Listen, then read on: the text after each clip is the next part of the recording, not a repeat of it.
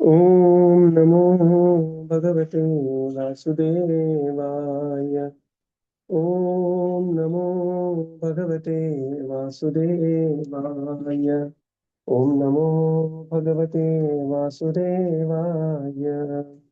Narayanam Namaskritya Naram Chaiva Narottamam Devim Saraswatim Vyasam Tato Jayamudiraye Nashtaprayeshu Bhadreshu Nityam Bhagavata Sevaya Bhagavatiruttamaśloke Bhaktirbhavati Naistiki Om Jnanatimirandasya Jnananjanashalakaya Chakshurunmilitam Yena Tasmai Sri Gurave Namaha Sri Chaitanya Manobhishtam Sthapitam Yena Bhutale Swayam Rupataramayam Dadati Swapadantikam Namo Vishnupadaya Krishna Preshtaya Bhutale Srimate Bhaktivedanta Swami Namine Namaste Saraswate Gauravani Pracharine Nirvishesha Shunyavadi Paschatya Deshatarine Jaya Sri Krishna Chaitanya Prabhu Nityananda Sri Advaita Gadadhar Srivasadi Gaura Bhakta Vrinda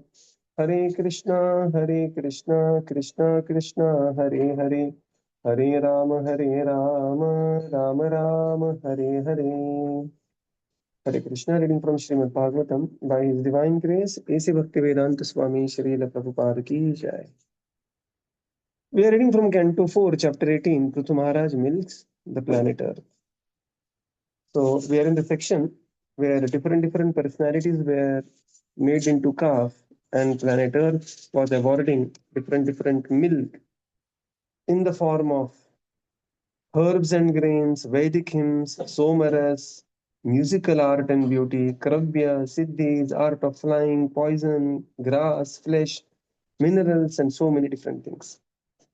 Now we are in the section 29 to 32, where there is establishment of planned cities by King Pṛthu.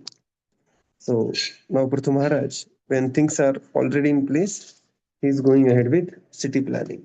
Text 30.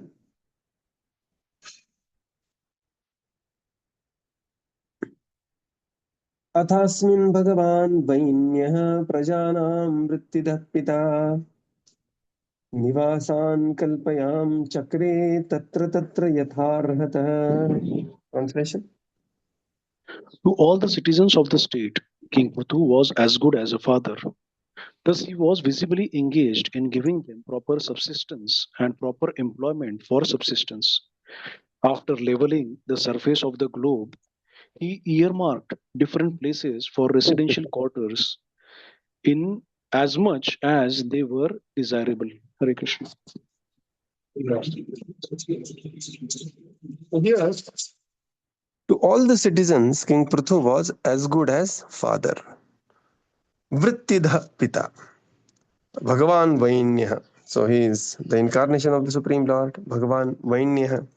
And he is as good as the father. One very important point here is, mentioned here is, he was visibly engaged. So this visibly engaged is very important, that we have to be visibly engaged. Of course, he was visibly engaged in engaging people. But this visibly engaged is very important. Rajsham Prabhu always talks about devotees should be having specific identifiable service in the temple. Right. And one should look for it. Like, we have some devotees I know, and there are many devotees who are doing service. But like Priti Govind Prabhu has the specific identifiable service as Gundicha Marjanam. Then Mudit Krishna Prabhu has, this Holy Name Day. Our Narsimha Prabhu has, he goes every Thursday or every Saturday, he will go for Prabhupada dressing. So having a specific identifiable service is very, very important. Right. So this is very important for a devotee, and everybody should aspire for it. Somebody is going for, the evening seva, Rajbhog, Sandhya Bhog, garland making, preaching, assistance in preaching. But one should spend at least 2 hours a week. Again, as per time, place, circumstances, one can spend even far more than that. But this is the minimum expectation, that one should be offering service in the temple, visibly engaged. Very important point, visibly engaged. Text 31. Graman purapattanani durgani vividhani cha Ghoshan brashan sashibiran akaran khetakharvatan. Translation. Translation: In this way, the king founded many types of villages, settlements, and towns, and built forts, residences for cowherdsmen, stables for the animals, places for the royal camps, mining places, agriculture towns, and mountain villages. Hare Krishna. So, in this way, the king founded many types of villages. It is given in one line here, but the king is founding villages, settlements, the towns and the forts, residences, royal camps, mining places, agriculture, and the mountains. So, all this was taken care by the king. So, this is how the king was. King is planning various cities and villages for betterment of his praja. Text 32. प्राक्पृथोरिहनैवैषा पुरग्रामादिकल्पना यथा सुखं वसन्ति स्म तत्र तत्र अकुतो भयः. Translation. Before the reign of King Pṛthu, there was no planned arrangement for different cities, villages, pasturing grounds, etc. Everything was scattered and everyone constructed his residential quarters according to his own convenience. However, from the time of King Pṛthu, plans were made for towns and villages. Purport. From this statement, it appears that town and city planning is not new but has been coming down since the time of King Pṛthu. In India, we can see regular planning methods evident in very old cities. In Śrīmad Bhāgavatam, there are many descriptions of such ancient cities. Even 5,000 years ago, Lord Krishna's capital Dwarka was well planned, and similar other cities, Mathura and Hastinapur, now New Delhi, were also well planned. Thus, the planning of cities and towns is not a modern innovation but was existing in bygone ages. Thus end the Bhaktivedanta purports of the 4th Canto, 18th chapter of the Srimad Bhagavatam, entitled Pṛthu Maharaj Milks the Earth Planet. So, before the reign of King Pṛthu, there was no planned arrangement for different cities, villages, or particular grounds. Right. So, King Pṛthu is very famous for, he is considered as the management incarnation of the Supreme Lord. He is the management personified. Okay. So everything was scattered, everybody constructed according to their own convenience. However, King Pṛthu planned the township and villages. In the purport, Srila Prabhupada describes that the city planning and town planning is not new to the Vedic culture, but it is coming from right from the age of Mahārāja Pṛthu's era. That there were regularly planned city, like the city of Dwarka, beautifully planned. There is the description in Śrīmad Bhāgavatam. Then city of Mathura, Hastinapur, all were beautifully planned cities. And the city planning is not some modern innovation, but it is existing since a time immemorial. It is there in the pages of Bhagavatam. Like recently, they removed the Lutyens' bust, a Lutyens statue, and put a Rajaji statue there. And it created such a hue and cry in the market, in the in general public. They are saying, "Oh, Lutyens is the one who taught India how to plan the city," and then there is another Britisher who taught India how to plan the Chandigarh city. And as if that before Britishers, Indians were like a tribe of man-eaters and snake charmers who were just moving around, just waiting for Britishers to come. Okay. So this is how we are being taught a completely brainwashed history. It is very important to know our history. If you want to know the history, there is one very good channel on Twitter, that is True Indology. And then there are many others, Vikram Sampath, right? Meenakshi Dekhi. These are the historians who are very right-wing rooted historians. So this is the latest thing which is going on, that Lutyens was the one who constructed, who was the architect of the Delhi. And they taught India, Britishers taught India, so Indians so many things. No, sir. We learned of city planning from Maharaj Pṛthu. And this is how we conclude the 18th chapter of 4th canto of Srimad Bhagavatam, entitled Pṛthu Maharaj Milks the Planet Earth. Any quick question, discussion?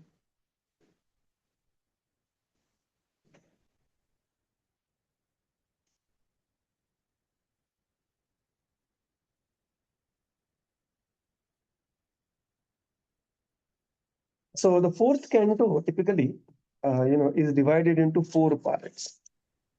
Part one, what is fourth canto? Fourth canto is basically the progeny of Svāyambhuva Manu and Shatarupa. So Svāyambhuva Manu has three daughters, Devahuti, Akuti, and Prasuti, and he has two sons, Uttanapada and Priyavrata. So we have seen Devahuti, how she got married to Kardama Muni, Akuti got married to Ruchi and the sage Ruchi, and Prasuti got married to Daksha Prajapati. And we have seen this particularly, that part one was Manu's daughters and Daksha's sacrifice. Then second part was the dynasty of the Adharma, and then there is then continuation in that is pastime of Dhruva Maharaj. And in the discussion of lineage of Dhruva Maharaj, here we are seeing King Anga Vena and glories of Maharaj Pṛthu. So Pṛthu Maharaj chapter will continue for discussion will continue till chapter 23. So this is the glorious activities of Pṛthu. It goes on chapter 15 to chapter 23. And then finally the final part, that is Prachina Barhi and Prachetas. So that they will continue in chapter from 25 to 31. So fourth canto is the second biggest canto, right? Well, that's what we have seen. It's a big canto. And then, later in the fifth canto, we will continue with Priyavrata. So we have covered Devahuti, Akuti, Prasuti, and Uttanapad, four of the five children of Svāyambhuva Manu. And then Priyavrata's pastime will bring in from fifth canto. And they will go for a long time, fifth canto, first chapter onwards, it will go. Okay. So we are in the Pṛthu pastimes. Pṛthu pastimes are from chapter 15 to chapter 23.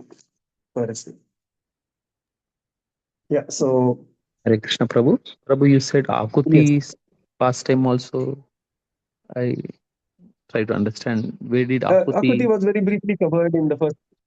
Yeah, this, very briefly it is covered between first chapter of Śrīmad Bhāgavatam, 1 to 9 verses. The pastime of Ruchi and Akuti, their progeny is being described there. Thank you. How they had yajña and dakshina as the, so that is being described.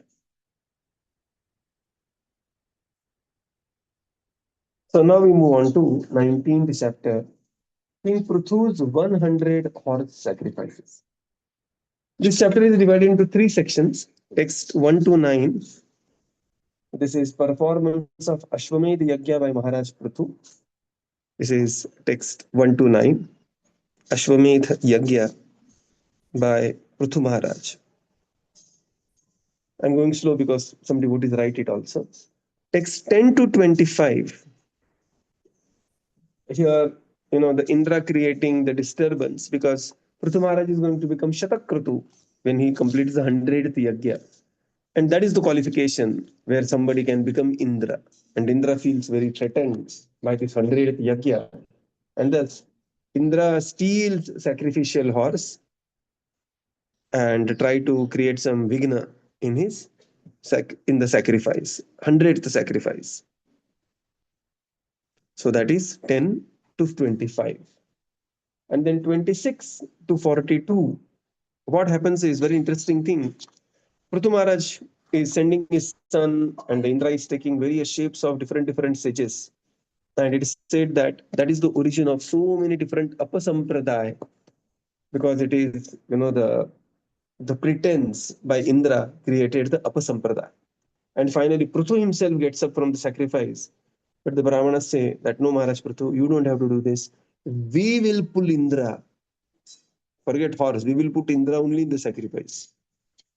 And when they were about to chant those mantras, now text 26 to 42, Brahmaji appears on the scene, and he is,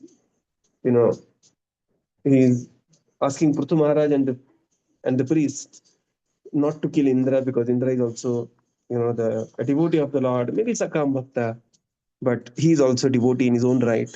And just let go this 100th sacrifice. And this is how this beautiful chapter is will be concluded. So we'll go to text 1. Just give me 1 minute.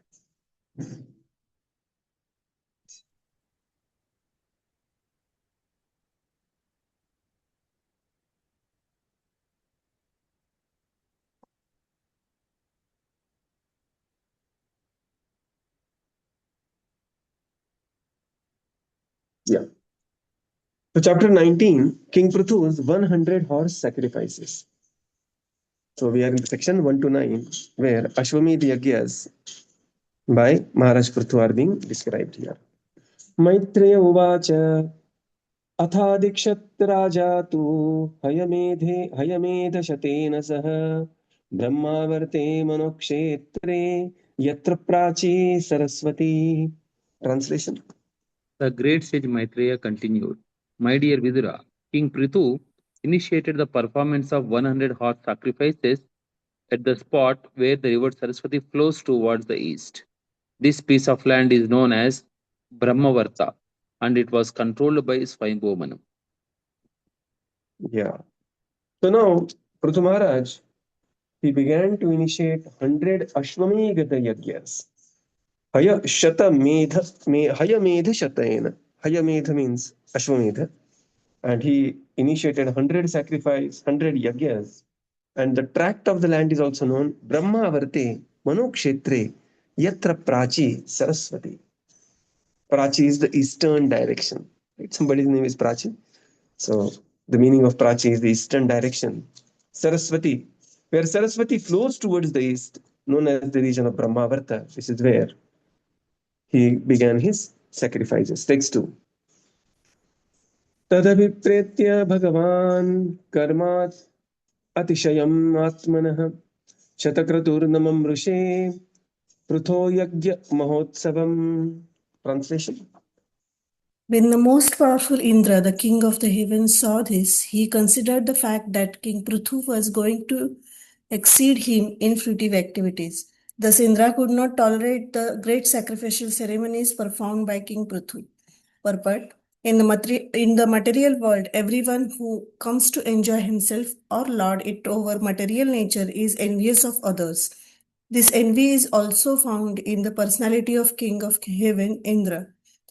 As evident from revealed scriptures, Indra was several times envious of many persons. He was especially envious of great fruitive activities and execution of yoga practices or siddhis. Indeed, he could not tolerate them, and he desired to break them up. He was envious due to fear that those who performed great sacrifices for the execution of mystic yoga might occupy his seat. Since no one in this material world can tolerate another's advancement, everyone in the material world is called Matsara, envious. In the beginning of Śrīmad Bhāgavatam, it is therefore said that Śrīmad Bhāgavatam is meant for those who are completely nirmatsara, that is non-envious. In the other words, one who is not free from the contamination of envy cannot advance in Krishna consciousness. In Krishna consciousness, however, if someone excels another person, the devotee who is excelled thinks how fortunate the other person is to be advancing in devotional service. Such non-envy is typical of Vaikuntha. However, when one is envious of his competitor, that is material. The demigods posted in the material world are not exempt from envy. So when Maharaj Pṛthu was performing this 100 Hayashatamedhena, right, King Indra, he became very, very envious. He thought that he will exceed my fruitive activities, and thus he could not tolerate the sacrificial ceremonies performed by King Pṛthu. In the purport, Srila Prabhupada explains that the material world means that everyone who comes to enjoy himself or lord it over the material nature becomes envious of other. And to the degree we have the enjoying mentality, to that degree there will be great envy. Bhagavad Gita explains this. Ichha dvesha samuthena dvandva mohena bharata. That beginning of the fall is ichha dvesha. Right? Desire to lord it over material nature, ichha, and envy. That is the beginning. And especially in the material phenomena, what happens is people become envious. And more the more on the top you go, there is always a chance that greater the envy and insecurity the person will have. And Indra especially is known for many such instances. In Ramayana, there is a story of a great sage who was involved in such austerity. And Indra became frightened that, if he continues the austerity like that, his fruitive activities will exceed my activities, and then he will become next Indra. And then he tricked that sage. What did he do? He tricked that sage that, he just came as a king, and, when the sage was sitting in the performing austerity, King Indra handed over his sword and he said that I'm just taking bath and coming back. Please take care of my sword by that time. And the sage said, okay, I will just keep the sword here.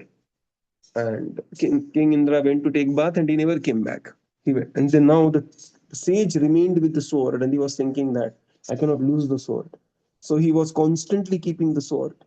And by the constant association of the sword, the mode of passion was aroused within the king. Just like, by the constant association of mobile, naturally we'll go to some social media and spend some 2-3 hours, suddenly to realize, I wasted 3 hours today. Yeah, right. And this is the story narrated by Sita Devi to the Supreme Lord, Lord Ramachandra, saying that you are always carrying the bow and arrow, my dear Lord Ram. Please take care. It should not unnecessarily make you violent. So this is the context. And it's friendly discussion between Sita and Ram. But there are many instances of this is how Indra becoming envious. Here we see Indra becoming envious of Pṛthu Mahārāja. Previously we have seen Indra becoming envious of Gautama Muni. So many people, right?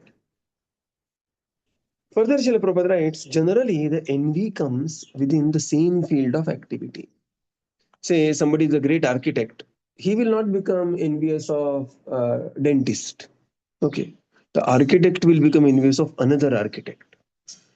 Or in devotional realm, when we are a book distributor, we will think, correct, he will be distributing so many books going ahead of me. We will not become envious of somebody who is a garland maker or who is cooking the prasadam.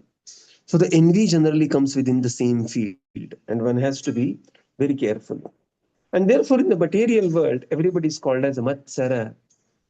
And Bhagavatam is exactly to make us nirmatsara. Nirmatsaranam satam. So this, Paramahamsa Samhita, qualification to enter Śrīmad Bhāgavatam is nirmatsaranam. And if we are not qualified, and if we read Śrīmad Bhāgavatam, we will eventually become nirmatsaranam. Understanding. What is the understanding? Very simple understanding. The understanding is Tejasvinamaham. That whatever the spark of brilliance that I am envious of is actually the brilliance of the Supreme Lord, reflected through that devotee or through that personality. Then there is no envy. Simple, right? Prabhupada says if someone excels another, the devotee who is excelled thinks that how fortunate the other person is to be advancing in devotional service. Right? This is the Vaikuntha consciousness. That somebody is doing extremely well. Recently we came across one devotee, Murli Shyam Prabhu. We were literally humbled by his achievements. 3 years, 4 years, and he has made 2,600 devotees. So should we become envious, creeping that Prabhuji, hum itna prachar karte hai, we also do sweat and blood? No, you will be happy for him. One very beautiful statement in the life is, I am feeling so happy for you. Yeah, your friend got a promotion, somebody got some very lucky in the life.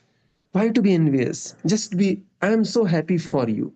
Right. This is one very beautiful statement I have learned recently. I am so happy for you. Para sukha sukhi. Right. That being finding happiness in others' happiness. This is the Vaikuntha consciousness. However, when one is envious of his competitor, this is material. Demigods posted in the material world, they are not exempt from envy. So demigods are great personalities, but we will see some time to time this kind of behavior from the demigods as well, because they are not on the platform of pure devotional service, but they are also Sakama Bhakta. Text 3. Yatra yajñapate sakshat bhagavan haririshvara anvabhuyata sarvatma sarvaloka guru prabhu. Translation. The Supreme Personality of Godhead, Lord Viṣṇu, is present in everyone's heart as the Super Soul. And he is the proprietor of all planets and the enjoyer of the results of all sacrifices. He was personally present at the sacrifices made by King Pṛthu. Purport. In this verse, the word Sakshat is significant. Pṛthu Maharaj was a Shakti Avesha Avatar incarnation of Lord Viṣṇu. Actually, Pṛthu Maharaj was a living entity, but he acquired specific powers from Lord Viṣṇu. Lord Viṣṇu, however, is direct, the Supreme Personality of Godhead, and thus belongs to the category of Viṣṇu Tattva. Maharaj Pṛthu belonged to the Jiva Tattva. The Viṣṇu Tattva indicates God, whereas the Jiva Tattva indicates the part and parcel of God.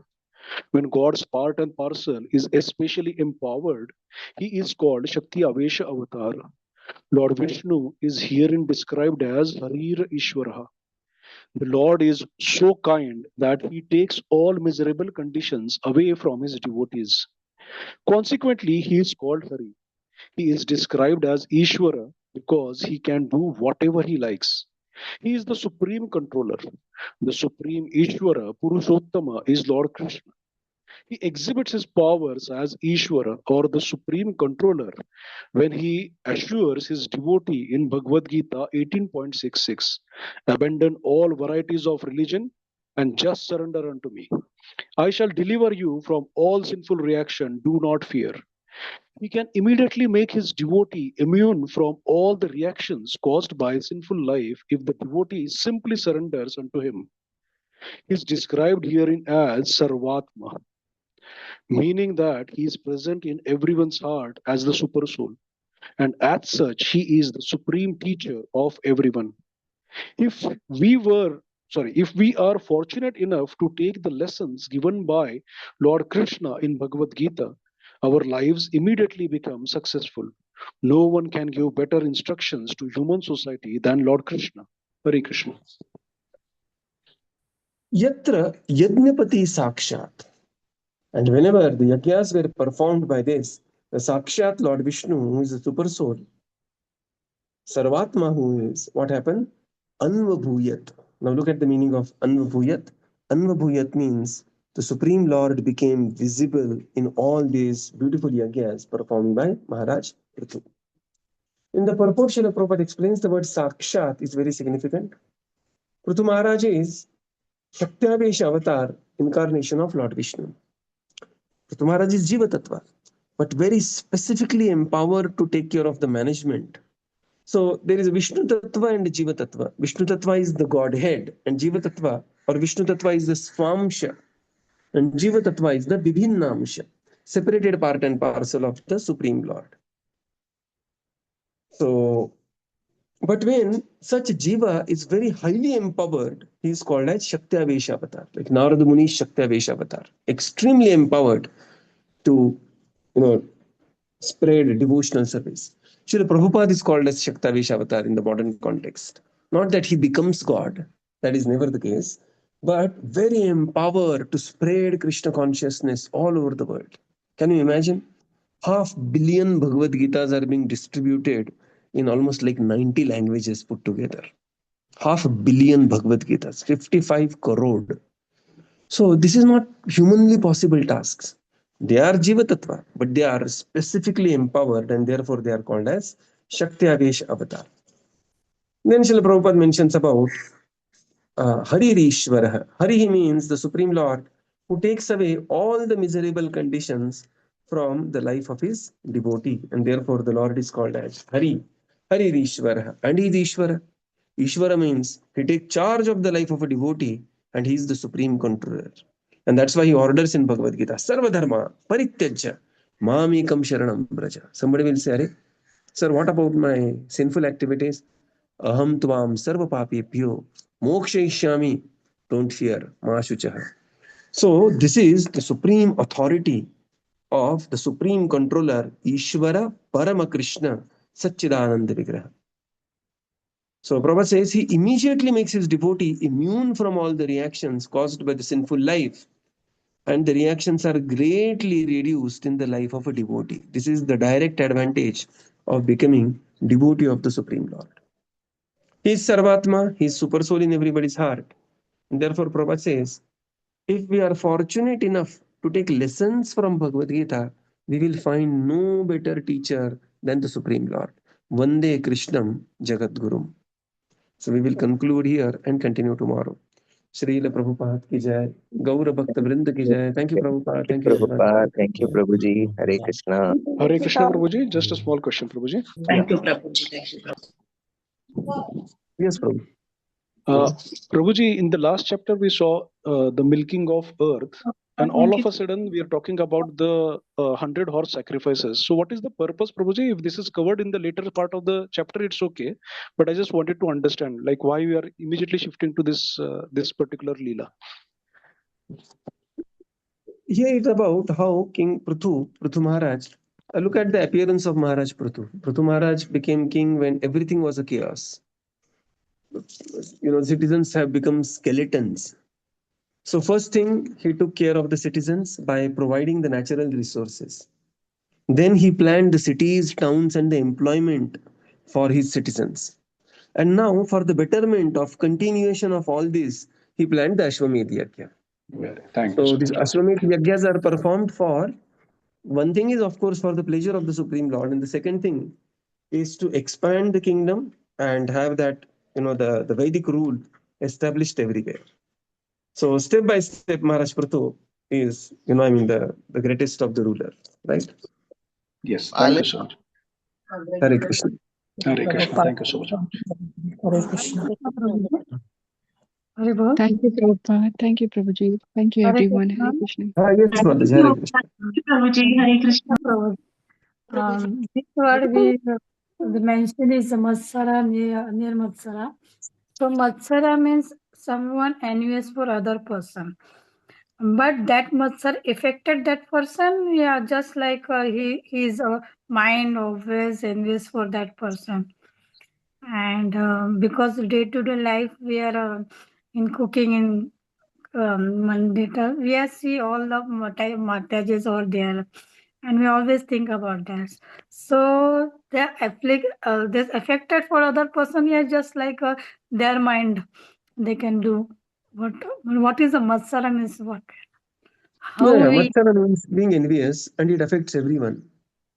It affects the person who is becoming envious, but even the other party is also affected, because on the energy level, हम बोलते हैं ना नजर लग जाना या फिर something like that.